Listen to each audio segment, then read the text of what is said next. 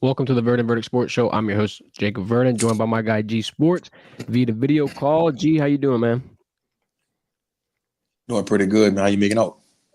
I'm chilling, man. It's been a interesting signing day period. We have some unfortunate transfers, some departures to the NFL, but hey, look, that's business, baby. That's the offseason. We expected it. We're here to break it down for you. I'm not gonna complain because we got some stuff to talk about. Got some good information. So we got off the stream. Now, obviously, Solomon Thomas made his decision to flip from Florida State to LSU. Derek Meadows inevitably made his decision to head down to Alabama. But, gee, any other standouts that caught your eye? Any other moves on signing day where you just sat back and were like, man?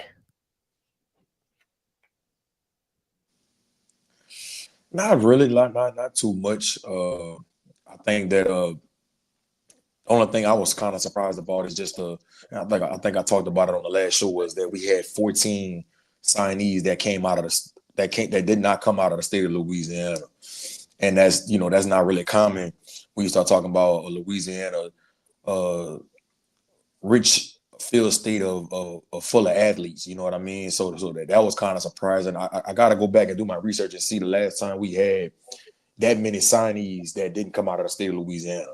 So I think that was the most surprising thing. The whole Solomon Thomas flip. I think he sees the writing on the wall. I know Emory Jones haven't made his decision yet. I think that's a good thing for Tiger fans because he could possibly be coming back next year. But if he does decide to go, which is a chance he could decide to clever the draft, you got him, Dellinger, Frazier, and Will Campbell leaving. So I think Solomon Thomas sees an opportunity for him to be able to come in as a true freshman and possibly play and do what Will Campbell and Emory Jones as true freshmen. And so I think that was really one of the biggest reasons why we was able to flip him from Florida State. I think he knew that the opportunity was in front of him to play early. And now some players, some recruits that are going to stick out to me, guys like Jace Thomas. I mean, Kylan Jackson entering the portal. It's a little punch to the stomach. We talked about that and about how potentially valuable he could have been through this offseason. And a lot of people don't understand what Kylan Jackson brings to the table. Can you just kind of let the LSU fans know what we lost and what another team could potentially be getting in them? Colin Jackson been covering him since he was in ninth grade at Zachary High School, about 6'2" and some change, probably like 190. Super athletic, got fluid hips, loves to tackle, can tackle in space, has ball skills. I mean, he's everything you want in a SEC safety, and he has all the pedigree and the measurables and everything that NFL team would look for when they're drafting. These safeties that you want to be that can play deep in cover three and then come down in a box and be a robber and be able to tackle running backs in space and stuff like that. So, I'm very disappointed to see Colin Jackson walk. I think the LSU staff should have did everything they could to keep him on a roster. That's 2 years in a row he hasn't really played, and so I think this is a situation where while I always give kids a hard time about transferring and getting in the portal when adversity comes, I think this kid gave the LSU staff enough time and to be able to give him a chance to play, and they didn't. They didn't. And what makes it even more disappointing is because our safety play wasn't the best this year. Our safety Right. struggled, and I thought, if you're going to have some safety struggles like that, we could have at least threw Colin Jackson in the fold and let him get experience and let him learn. And I think that would have gave him some confidence and gave him experience. Because what's the best teacher? Experience. And you could have had him Exactly. coming back next year, ready to play and ready to be one of the leaders on that back end. So I think that's what you're losing at Colin Jackson. And don't be surprised if he signed with somebody in the SEC and LSU has to face him the next 2 years. I could definitely see it because he seems like a valuable enough prospect. There's another one that entered the portal for LSU. This one, I mean, a lot of fans are going to have a lot of opinions when we bring this name up. But Mr. Shelton Sampson enters the portal. And I mean, look, you can call it a shock to some people. Mainly what I'm shocked at is just by the fact, he wasn't able to fill the role. And you could get into a lot of different avenues on this. But I mean, LSU's in a spot where I think, you could potentially get a guy like Micah Hudson. You do have some good depth on the team already. You're not going to return someone like Mason Taylor. So where do you go from here? And I mean, is this loss going to be noticeable long term? And what is he going to be able to grow and fill into that role that we really been expecting him to hit? When's that going to happen? As it pertains to Sheldon Sampson, I just think that his situation is a little different than Colin Jackson's too. They gave Sheldon Sampson multiple opportunities to be able to insert himself as one of the receivers in that room to be in that rotation. Um, I can remember early on in this season, was it the South Carolina game or it might have been the Ole Miss game? It was about 3 games this year where they tried to put him in the lineup and see if he can fill that void that they didn't have from Chris Hilton. Chris Hilton when he was hurt. And I don't know all the details on why it didn't work out and why Sheldon Sampson stopped getting opportunities like he was getting early in the season. But obviously it wasn't a fit. Obviously they're not seeing eye to eye. And so I think it was a good decision for Sheldon to be able to move on and to another program and get a change of scenery. We know he has all the talent. Was a highly recruited kid coming out of high school. And so hopefully, man, wherever he lands, he gets that opportunity, man, to be able to showcase what he could do. But it hurts the receiver room because now you don't have too much length. Right. The receiver they got coming back, Jelani Watkins, under 6 foot, Aaron Anderson, under 6 foot, Xavier Thomas, under 6 foot, Kyle Parker, under 6 foot. The only person you really got with length in that room now is Colin Billiard. And then you got CJ Daniels got in the portal. So I think, I know we talked about Michael Hudson, the kid from Texas Tech, but he's under 6 foot, or he might be right at 6 foot. But they're gonna have to go find some length in that transfer portal, man, and get some guys that's about 6'1", 6'2". Because when you play in the SEC, and this is no disrespect to the guys that's left in that room, you got to have some guys that can go high point that ball. And when you're going against these long and lengthy corners, week in and week out in that conference, bro, you got to have some guys with some size to be able to go against that kind of competition. So I anticipate that LSU staff going in that portal and trying to go get at least 2, maybe 3 guys with some size, man, some length on. Yeah, because if you do that, I mean, you're going to open up a lot of options for Garrett Nussmeier and that arm of his. A lot of people have been wondering, where's the gunslinging ability? Where's the pushing the ball down the field? Well, if you go get a vertical threat and you go get some length, it's going to be that much easier to do it.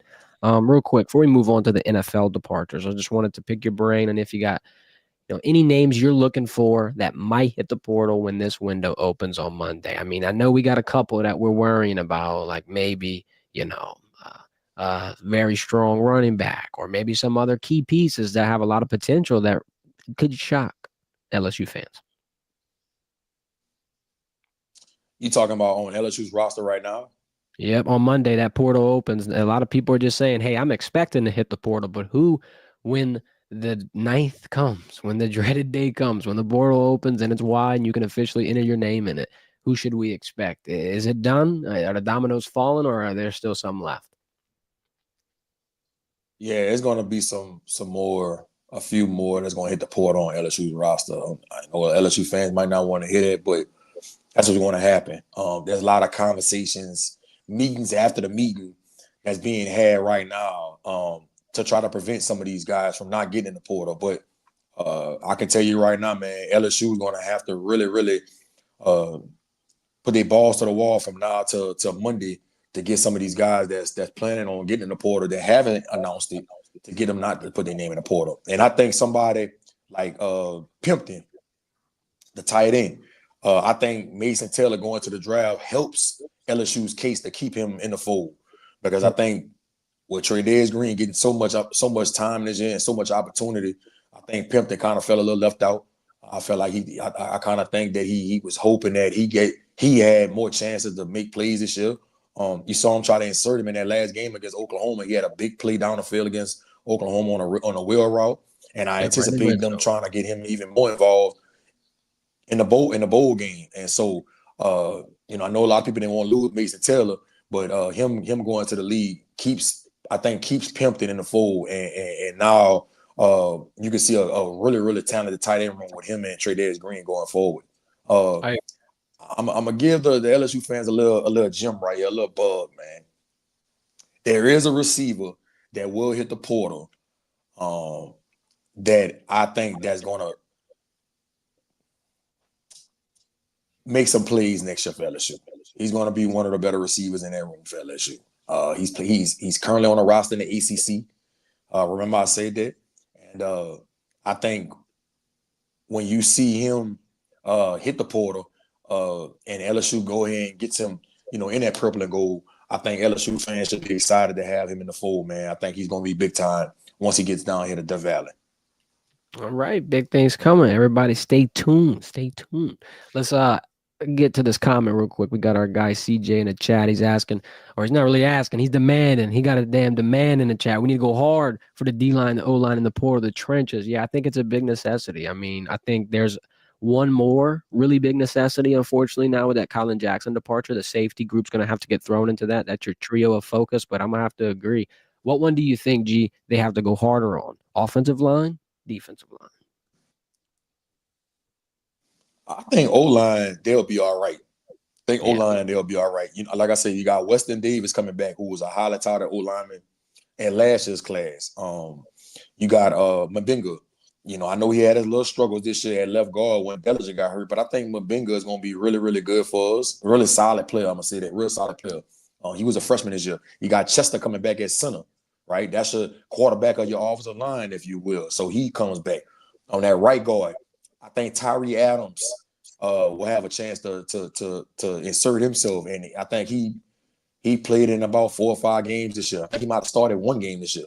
And so O-line isn't going to be as much of a need as the D-line. The D-line, and when I talk about the D-line, I'm really talking about edge rushers. I think at D tackle with Ahmad Brew and Dominic McKinley, you good right there. And so and Jacoby Guillory coming back, right? Exactly. So I think you're good right there. And Sean Washington's coming back, right? And he got some time this year. That was the JUCO transfer out of East Mississippi. I think they got to focus on edge rushers. Replacing Swenson, replacing Savion Jones, replacing Womack. You got to go get a couple edge rushers out this portal. Now, you got Kalaj Cobbins on the roster from Destrand High School. I'm really high on Kalaj Cobbins. I know he didn't get any time this year, but I think he can come in and not saying he'll come in and start, but he could be a guy that rotates in, especially on third downs. That was his niche in high school, being able to come off that edge. Dylan Carpenter, right? Dylan Carpenter, he got some time in that Oklahoma game. That's the kid out of St. Amant. Will Campbell told me in the offseason leading up to this year that Dylan Carpenter was one of the hardest guys to block in fall camp. Now, why he's not getting any time on the field, who knows? Who knows? Maybe he doesn't understand the scheme yet. I don't know, but that's the words coming out of Will Campbell about that Dylan Carpenter was the hardest guy to block coming off the edge. So he could be somebody that takes another step next year. But if they can go get 2 edge rushers out the portal, I think that D line will be solidified. I think so too. And anytime you're getting some flowers or some respect from Mr. Will, put that shit in a seatbelt Campbell, hey, you're doing something right. That's all I'm gonna say. We got Bo Nose in the chat talking about Dimby from A&M. Thinks he'll be a good rotational guy, solid edge and bookends in the portal. The portal will be jumping. I mean, it's interesting. We're all talking about hypotheticals and expectations and who could potentially be in it, and who's prematurely making decisions. Guess what? Monday, when that thing opens, it'll be a fury. We'll probably have to do another special for you. Real quick, we're gonna move on to our conference championship predictions. I think quarterback. Wait, what? Go ahead. I was about to say I think they should probably go try to find a quarterback in the portal too. It wouldn't hurt, right? Because I mean, who's your next option? I mean, I know AJ Swan got his a little bit of a showtime, but we know who the real highest ceiling, highest potential quarterback is, and it's Colin Hurley. And look, I love you, Colin, but for your sake, I think it's best if you develop on the sideline. Don't throw him out into the wolves yet. So yeah, a quarterback is going to be necessary. They got a couple of names in the portal too. I don't know how big they're going to go, how much of a shot they're going to take. Are they just going to go grab a rotational guy? Are they going to go get a guy they think this could be the guy and he could compete? Like, what do you do in a situation like this? I feel like you would kind of you'd be shooting yourself in the foot if you're not going to get the best quarterback possible. But like, how do you balance all of those, moves at the same time? Where's the hierarchy of decisions here? I'm gonna tell you right now, if I'm LSU, I'm going after Tulane starting quarterback right now. That's what I'm going after. Mensa. I don't know how you pronounce his last Minter, name. yeah. If I'm LSU, I'm going after. Yeah, if I'm at LSU, I'm going after him. I watched him probably about 3 or 4 times this year. He's a freshman over there with the Green Wave, and he really impressed me all season. Then the conference championship tomorrow against Auburn, which we'll get to. Uh, I think he played like a veteran quarterback all year long. He's mobile. He can throw it. He's very, very mature and poised. And so I think that's somebody that LSU should probably go after. And then I think it'll make sense because he's only a freshman. And so I don't think he would have a problem coming in and trying to compete for the job, so to speak. Right. We know it's probably going to be Nuss's job, but trying to compete for the job in a sense. But I can see whoever the offensive coordinator ends up being, if it's Joe Sloan, if they move on to somebody else, I can see him having some packages for Mensa or something to that nature to keep him relevant if he decides to come to LSU when that portal window opens. So it's gonna be interesting, man. I think you got to go after guys like that. If you go after any big name guys at a Power 5 school, they want to know for sure they're gonna be the starter. So you're not gonna get anybody like that. But Yeah. you make a good point. Colin Hurley is definitely the future.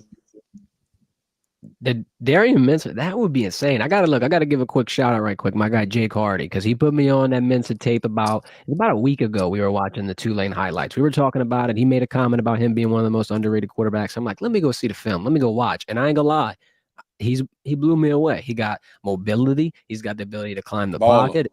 He's got a lot of presence. And like you said, bro, you're young. You got so much room to grow. I mean, look, sky's the limit for a kid like him. If we can grab him, I'd be celebrating. We got some people dropping some gems in the chat. Bo Knows says he's going after Jackson Arnold if he was LSU, telling him to come in, be a backup, willing to take a red shirt. Absolutely not. Let him have it, huh? He did. Look, Jackson Arnold, that's a crazy story because, look, Dylan Gabriel, and I don't even want to get into a comparison situation, but all I want to say is who's the number one team in the country right now. Dylan Gabriel might have wanted to go with, Lanning and might have wanted to go to Oregon regardless, but getting him out of Oklahoma and putting Arnold in that spot seemed to potentially be the downfall of Oklahoma during their SEC debut. Now, I'm not trying to start Oklahoma slander. We did handle them. They did handle Alabama, though. So, hey, there's always a win-win. We're kind of on middle ground right now. Let's go. Got some more comments. Kyle I saying, think we're good. Say it again. I think LSU is good on Jackson Arnold. Trust me. LSU is good on Jackson Arnold. Trust me on that. We got Kyle talking about needing at least an experienced O-line and D-line. Definitely need 2 experienced edge, 1 experienced tight end. Well, I think at this point, I mean, you could call me crazy, but as Trudez Green, let's consider him a little experienced. He got in a lot this year. He got in enough where I'm going to be a little more confident in him going forward. We lost Mason Taylor, but like you were saying, you've still got a top tight end room. If you keep Pimpton and you got Trudez Green, you got a lot to look forward to. Plus, they just brought in the tight end in this class. I forgot his last name. Yeah, I forgot. I forgot his name too. But they just brought in a good tight end, and I feel like if you can continue to get this depth going, I don't know if it's going to show as much. Then Bo Knows, 1 starting corner, playmaking safety. For some reason, I think Gilbert makes a big jump this offseason. I think the safety, that's my exclamation point position that we have to focus on.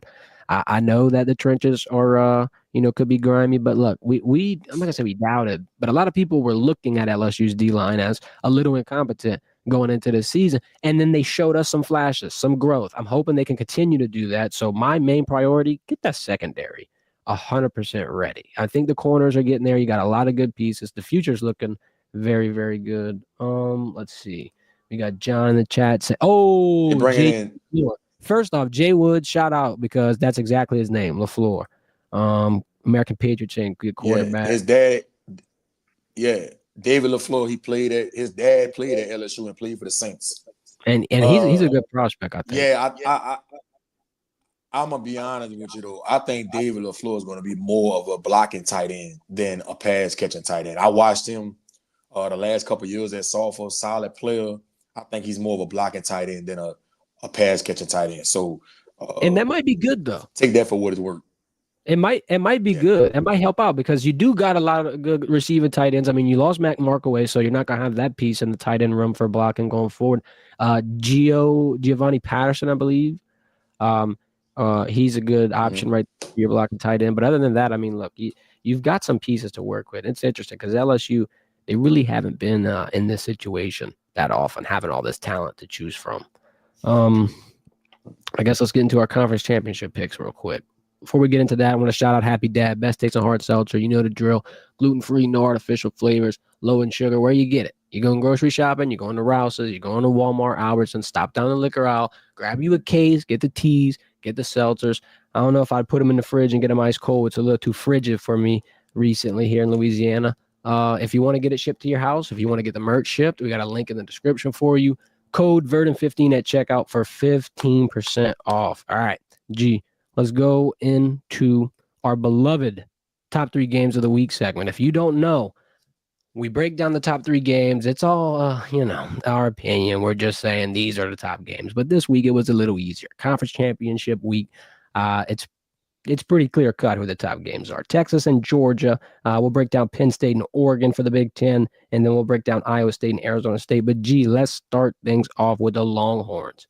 I got to get this out the way early. First year in the SEC. Ooh, congratulations. Y'all are going to do it, win it all in your rookie year, potentially. Potentially. Let's put emphasis on that. The first matchup with Georgia, 23 to nothing first half shutout by UGA. 15-point W, even with Carson Beck throwing 3 picks. Now, how did that happen, you ask? Oh, I'll tell you. Don't worry. Big piece of that was Trevor Etienne. Now, why would that be a problem going into this matchup? Well, in the injury report, you got 2 big names for the Bulldogs. One of them being Trevor Etienne with a rib injury. He is eyeing a return. He is eyeing to play. I don't think he's played since the Ole Miss game. Obviously, they've had this game targeted, so I'm And sure they're shoot him going up with that cortisone shot. get him out there, roll him out there, coach. We need him.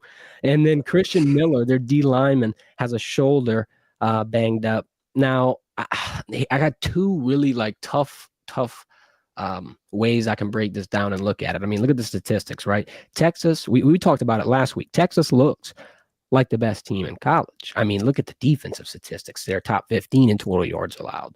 Or excuse me, top 3 in total yards allowed, top 15 in their total yards. Their points per game is past 34. In Georgia, they're having a little bit of a comeback to reality moment. I mean, at times they look human. At times Carson Beck is damn near trying to throw the game away. If you look at the public money, 80% of people are saying Texas is going to win. And I'm not going to lie. I might agree. I think the Longhorns get it. Here's why. You got the Carson Beck side of things. Even if ETN plays, he's not going to be 100%. And then you've got to take into account, and this is where I kind of get hypothetical, but rematches are tough, especially in the SEC. I mean, Georgia knows it. They lost an SEC title game and got their get right in the Natty. So it's just a little tough for me to expect the Longhorns to have gotten figured out twice. I think they might have the edge just because they got some things to build off of. I don't know, though, G. I'm going to do 31-24 Texas winning. I could be overzealous. I'm not the biggest Longhorns guy. We'll see what happens. I definitely have Texas winning the game. I think Texas is just a better team. You know, all year long, everybody been saying Texas has the easiest schedule in the country, and they not really as good as everybody think they are. Listen, them boys played the hand they dealt, and they if you watch Texas play, I think they're the most balanced team in the country. When you talk about offense, defense, running, passing, special teams, kicking game, like returning, I don't think they have a flaw. Nah, does that mean Georgia can't win this game? I'm not saying that at all. But if I had to put my money on it, I'm going with Texas. And I think Quinn Ewers has the best game of the season. Of course, a lot of people have been saying he hasn't looked like a top 10, top 15 pick all season long. I think he quiets all the doubters on Saturday and plays a hell of a game. And then they got that 3-headed monster with Wisner, Blue, and Gibson. I think it's just going to be tough to be able to stop that 3-headed monster, man, because they 3 different type of backs. And that O-line with Caleb Banks, who's probably going to be the first tackle taken off the board. He's going to protect Quinn Ewers' blind side. I just think Texas has all the makeup, man, to win this game. And I wouldn't be surprised if they holding that national championship trophy up at the end. A lot of people are saying that. A lot of people, I heard Joe Klatt say it. We got American Patriot in the chat saying Ewers always chokes in big games, and he's talking about Georgia's home field advantage. That's an interesting aspect, but I mean, I wonder because it's like the Texas faithful are just so excited to be in this position. It's another one of those brands that's so dispersed across the country. They'll probably travel pretty well. It could be a home field advantage for what it's worth. And then here's the last thing. Like if you have to be devil's advocate, and I'm not going to be because like I said, my pick's Texas. I don't want to be a loser. But Georgia does have the most experience. Georgia does have a lot of, I'm not going to say championship pedigree, but Kirby Smart's the best coach of college football. Let's just get it right. He could prepare this team, and he has been around the block a couple of times. So they have that in their advantage. It's like the not necessarily the modern era Nick Saban, but it's the closest thing that we got to it. So if Nick Saban was on the other side of that field, we would always be like, I don't know, I don't know.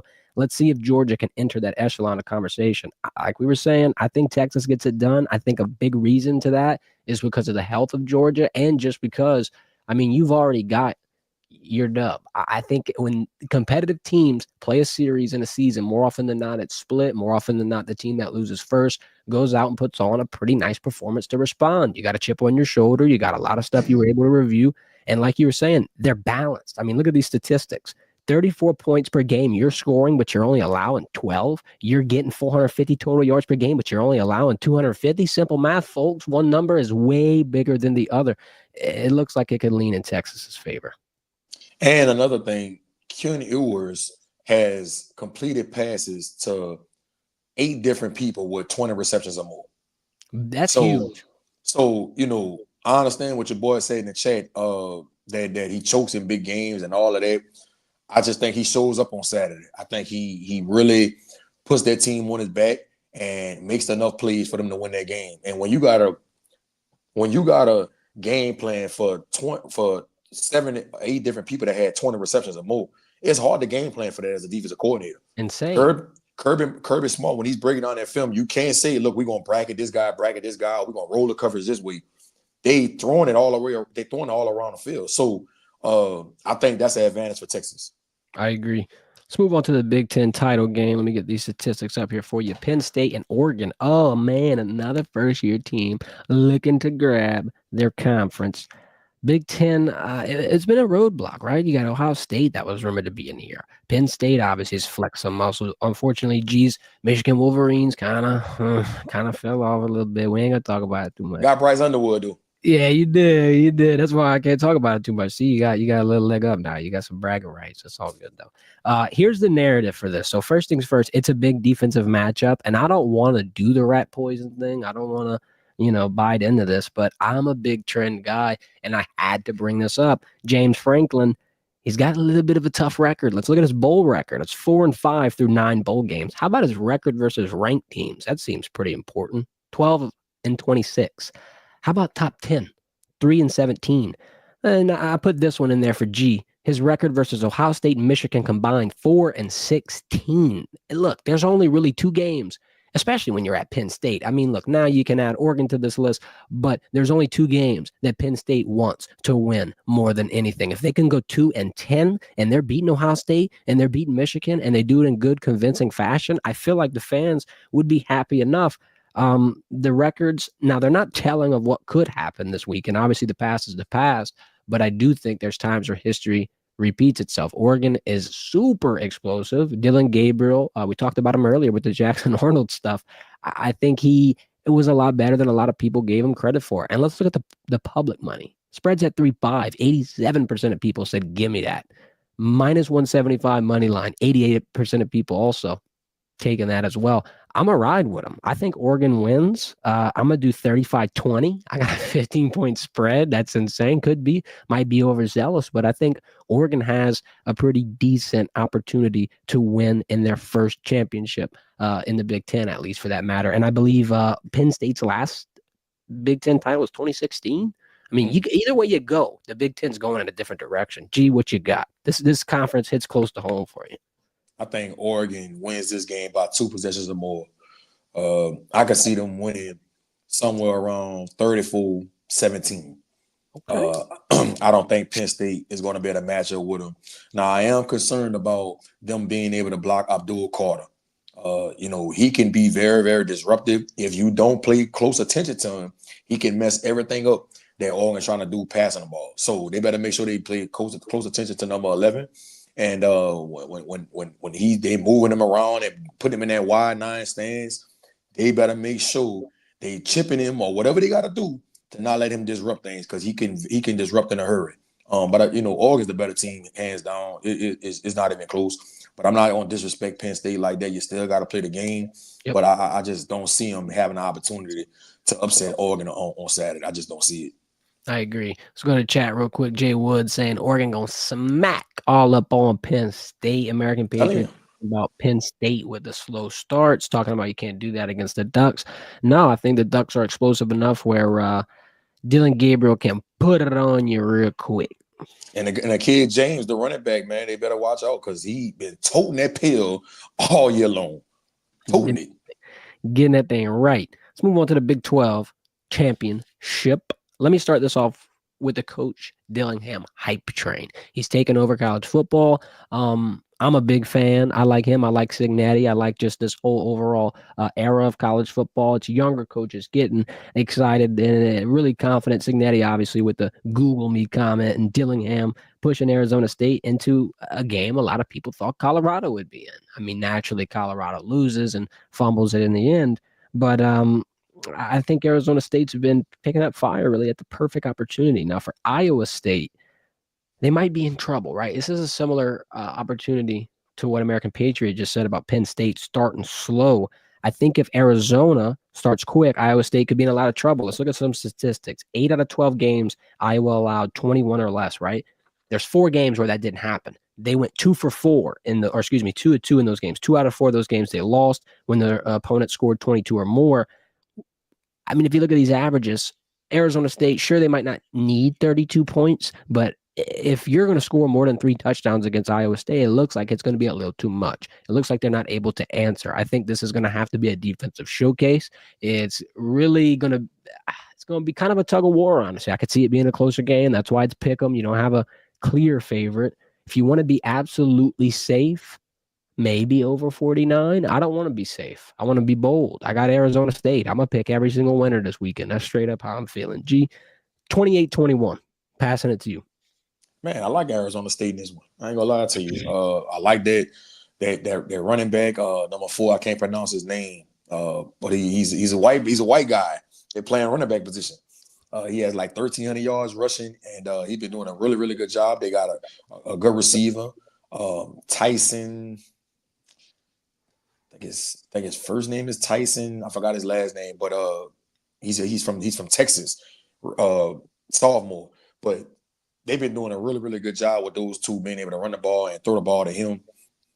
I just think that, and then we got my boy Laterrence Welch out there, man. LT, the transfer from LSU in the secondary. He got Player of the Week like 3 times this year. So shout out to him, man. So I think Arizona State, what Coach Dillingham and what he's doing with that program, I think they win this game in a close one. I think they win this game 27-21.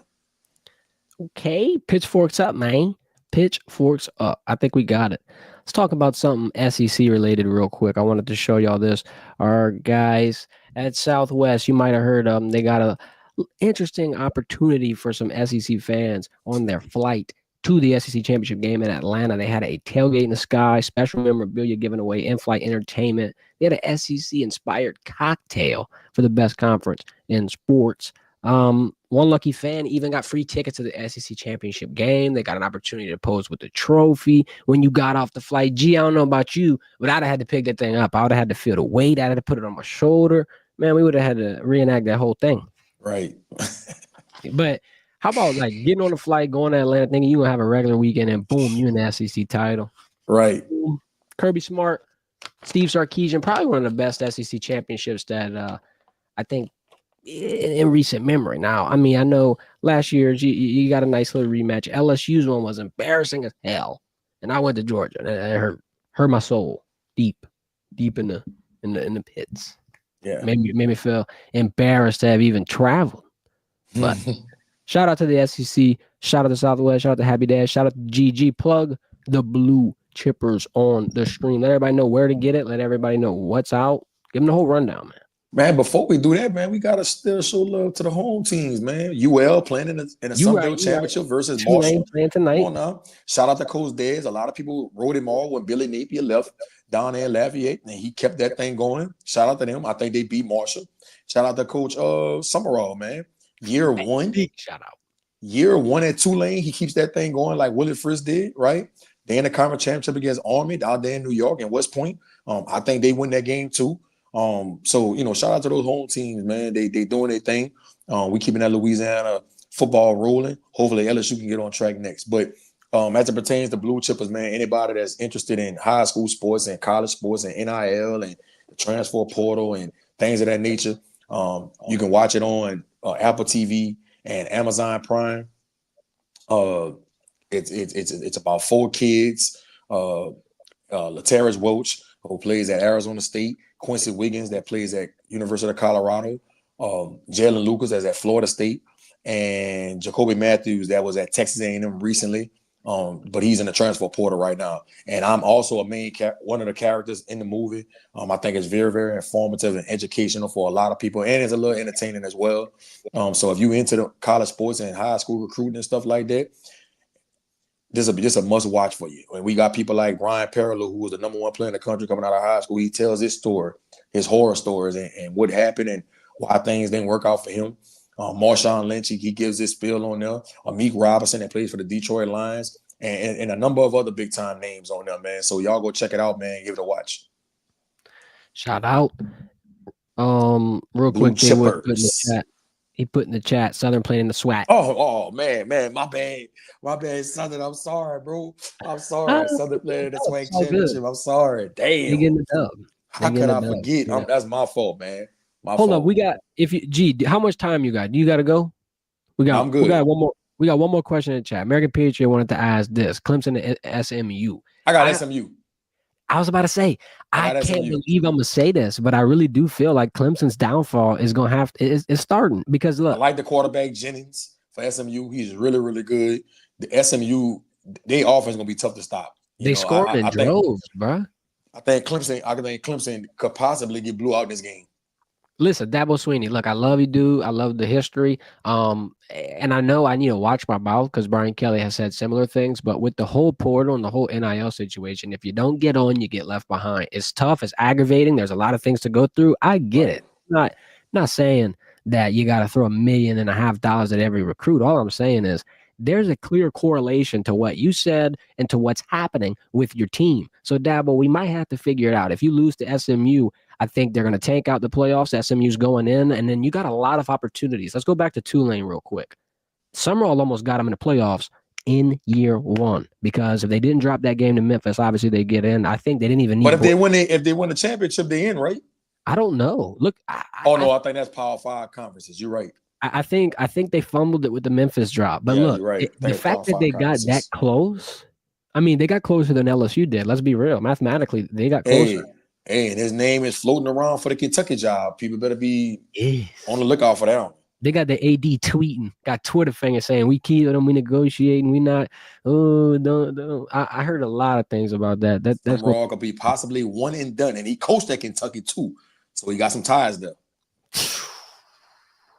Man, you got to keep him in. Come on, Green Wave. You just got it. You got all that academic. Ain't got enough money, man. That's why Willie Fritz had to move around, man. Heartbreak City already. Got a head while the skillet hot. We got one more question we didn't get to. Woods in the chat asking a scoop on Matthews. We need safeties. Definitely could use him at LSU. Unfortunately, Mr. Woods, Jacoby Matthews would not be coming to Death Valley. That was a topic of conversation as of late when he hit the portal. It just won't happen. Tough. Hey, you can always shoot. Shoot or shoot. That position, though, they're going to have to figure something out. I would. And trust me, I've been advocating for him. I'm going to keep shooting my shot, though, to see if we can get Jacoby Matthews in Death Valley, but it ain't looking good. Shoot or shoot, baby. He said, oh, man, you heard me, dog. I'm not trying to ruin your weekend, Look, I'm always give you the real, bro. That's it. The real and nothing less. Well, I appreciate you, G. Appreciate your time. You know where to follow my guy at G Sports on Twitter. Yeah. Well, we'll see when we get back on. I don't know if we'll do Monday. Whenever you ready, G. Hit Should my be line, man. I'm always free. Well, not always, but I'm free. always ready. I appreciate everybody for tuning in. Had another good little stream on StreamYard, going on Facebook, going on YouTube. Had about 60-ish people in and out. That's pretty good, man. We getting a little bit of a Elevate, man. wow. That's it. Strictly elevate on the way up. I appreciate you, G. Appreciate everybody. Y'all have a good weekend, and we will be reacting Monday afternoon to see how we did on these picks. Y'all have a good one. Hit that thumbs up on the way out, please. Means a lot.